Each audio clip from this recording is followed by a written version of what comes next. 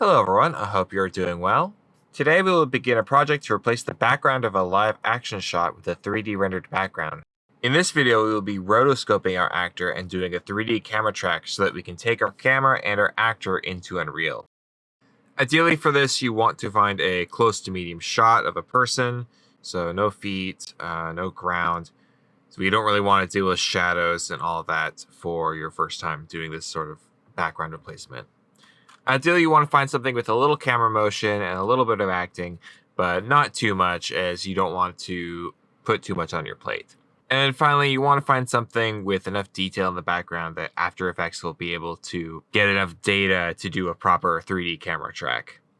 So a blank void or a green screen with no markers would not be very good for this. So the first thing we need to do is we need to use our pen tool to make a very rough mask of our actor so that we can just get the background isolated, and then we can do our 3D camera track based on just the background. So I'm going to Control D to duplicate my layer. And with my layer selected, I'm going to go to my pen tool. And I'm just going to start drawing around my actor.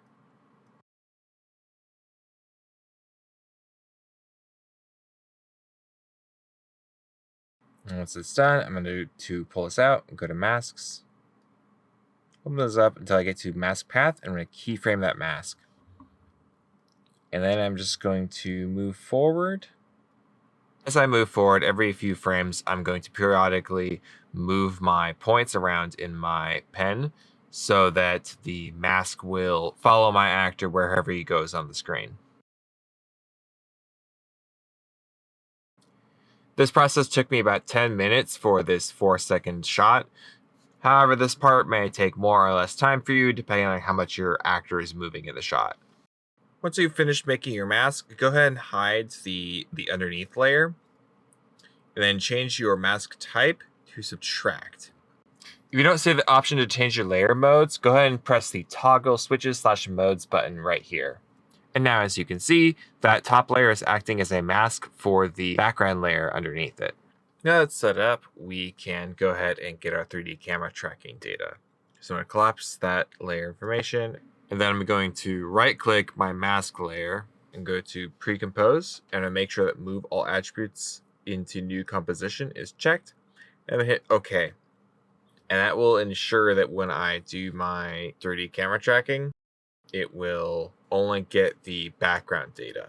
Then all I need to do is right click and go to Track and Stabilize and hit Track Camera.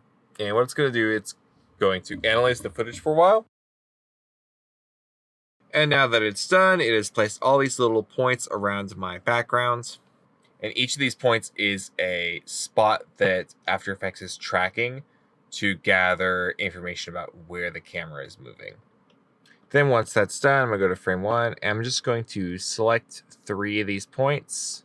And I want to select 3 points that are such that they appear to be facing the camera when the circle appears in the middle. I'm going to right click and select Create Solid and Camera. Now you can see that square moving backwards in 3D space, so we know that it's working pretty well. And once that's ready, I'm going to go to File, Export, Maxon Cinema 4D Exporter. And you can ignore that error message. And then go ahead and give that exported camera a name. And hit Save. Next up, we're going to start rotoscoping on the layer that we didn't make any changes to. After I exported my camera, I messed up my files a little bit. So I'm just going to start with a fresh instance of this shot. I'm going to hit Control D to duplicate that footage. And then I'm going to double click that layer so that I can isolate it rather than looking at the entire composition. You can tell if your layer is isolated if you have this tab up here and it's underlined. When you want to return to your composition, simply click this tab instead. And then with that layer isolated, I'm going to go ahead and go up here to our Roto Brush tool. And what the Roto Brush tool does is it allows us to paint over our scene, and using our brush strokes, After Effects will look for the edges of wherever we're painting and use that to make a highly precise mask. So very quickly, I'm able to get a very nice mask of my actor. It'll take a little bit of push and pull to get exactly where I want it, but this is far faster than if I were to try to do this manually. If I've selected too much, I can hold Alt to erase from my selection. And if I want to make my brush bigger or smaller, I can hold Control and then click and drag my mouse left and right to scale my brush. Once I'm happy with my first frame, I can start scrubbing through my footage, and as I scrub through it, After Effects will automatically adjust my lines to try to account for where the actor is moving. So I don't have to redraw this for every frame. I only draw it once and then make adjustments as I scrub through. A fast way to move through each frame individually is to hold Control and then press the left and right arrow keys.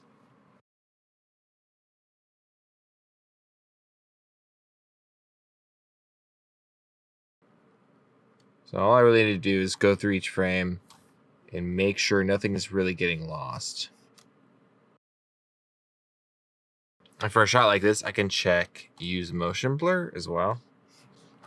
And that will give me a softer selection for my mask, where the motion blur gets really intense. This first pass of the masking or rotoscoping takes me about 25 minutes to complete.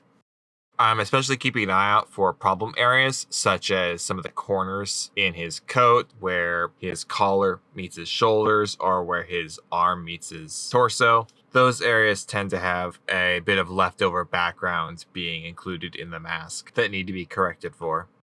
You don't have to get it perfect on the first pass, as you will be able to go back and make changes later on.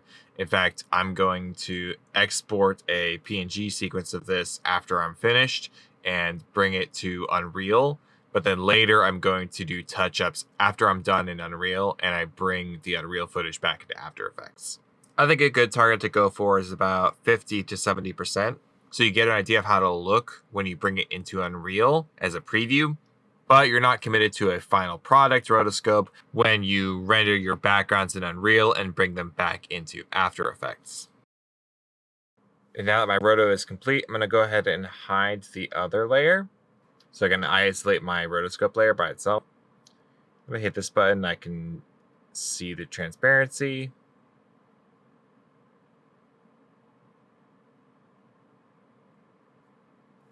And it's looking pretty good. With that complete, I'm going to go ahead and render out this footage so that we can use just the actor cut out by himself in our Unreal scene. So I'm going to go ahead and hit save and export to Adobe Media Encoder queue. Once the media encoder opens up, you can find your project in the queue panel.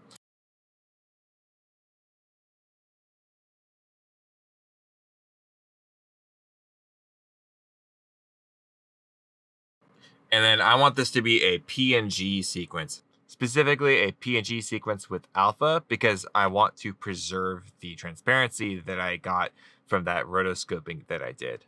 So I'm going to grab the PNG sequence template from down here. I'm going to drag it into the preset column.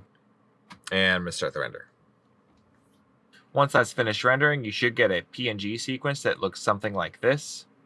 Your actor should be isolated from the original background, and if you throw it into video editing software, it might look like they're on a black background now, but if you put another layer behind them, then you'll see that it is in fact transparent.